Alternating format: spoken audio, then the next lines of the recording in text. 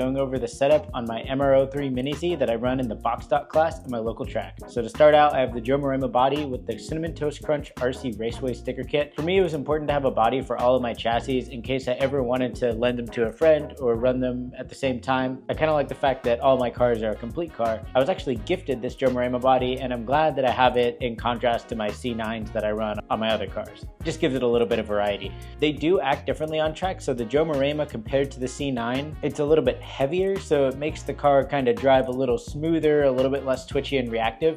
So it's up to your preference if you like that. I personally kind of prefer the C9. They're a little bit twitchier, a little bit more maneuverable, whereas the Joe Morema wants to really just lock in and run consistent lines. It's great for consistency, but sometimes it can be tough to deal with when you're working with traffic. For example, at our last race in the box stock class, we had 12 cars on track in the final main. So in some ways, the Joe Morema being a little less twitchy actually made it tougher to navigate all of that traffic. But popping the body off, let's look at the setup.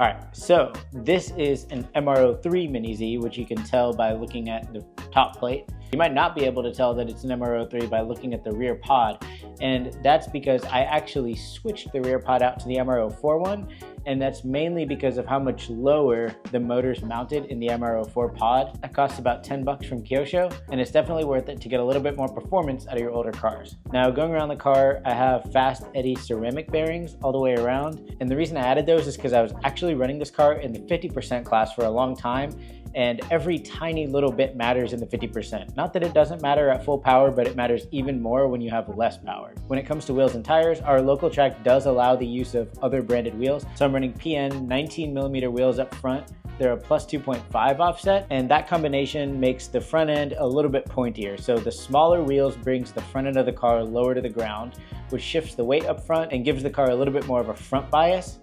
I just prefer to drive that way. I like a pointier car with a lot of steering. And the 2.5 offset, as opposed to the plus 3 that this car came with, being that it came as a Corvette, also adds a little bit of steering to the front of the car. As far as tires, I'm running the Kyosho low profile front tires in the yellow, and then I'm running the yellow radial rears out in the back. And in the rear, I do have the stock wheels that came with the Corvette ready set. For gearing, I'm running the 9-tooth pinion on this car. My local track is actually Area RC, and they always have a long straight every time they reconfigure the track.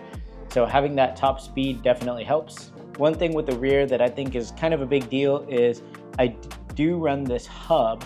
So this hub actually locks to the axle with the set screw rather than using a plastic spacer like it comes with out of the box. And what that does is it allows you to tighten this wheel nut as tight as you want without creating any binding on the rear axle. So I kept running into the issue that whenever I would loosen up this wheel nut to get good smooth diff action and have the diff perform nice and open, the wheel nut would be backed off so far that it would sometimes fall off on track. It's annoying during practice, and obviously during a race it completely ruins the session for you. So like I said, it has a set screw and locks to the axle, and you can set your diff play that way instead of with the wheel nut. So this wheel nut is actually cranked on pretty hard, but because of this hub, and then that also helps with rolling resistance because you're not binding up the axle on the rear end. As far as legality of this, our track is pretty lenient with what can be considered durability upgrades, and I would say this isn't really a performance advantage, it's more so just a reliability upgrade. And then moving on to suspension, in the fronts I'm running the Kyosho red springs. So in our box stock class we are allowed to go with Kyosho branded springs. You can just see how freely that wheel rotates with those ceramic bearings. The MR03 I found really struggles for front end grip, so going with the red softest that Kyosho offers up front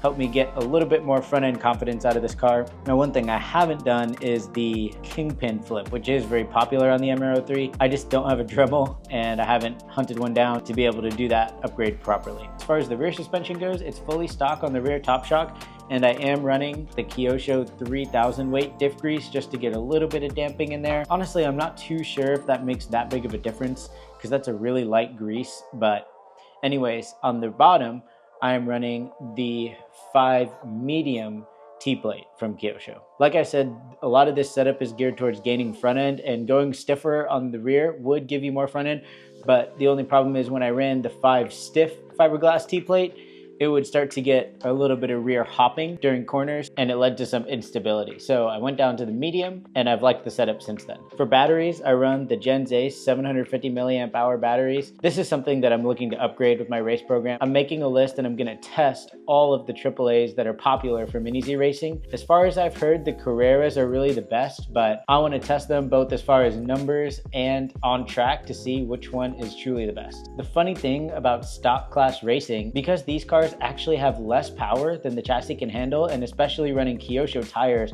you're not necessarily driving to the limit of the chassis. Even with the MR03, you're driving to the limit of the tire. So having more speed on the straight does make up a significant amount of lap time in this class. So things like buying multiple motors, testing them, testing out different water break-in processes on the motor, and then also batteries, cycling the batteries, which batteries to run, and then matching all the batteries, maybe buying a few packs and testing for which ones have the least resistance. All those little things add up to be huge gains in a stock class.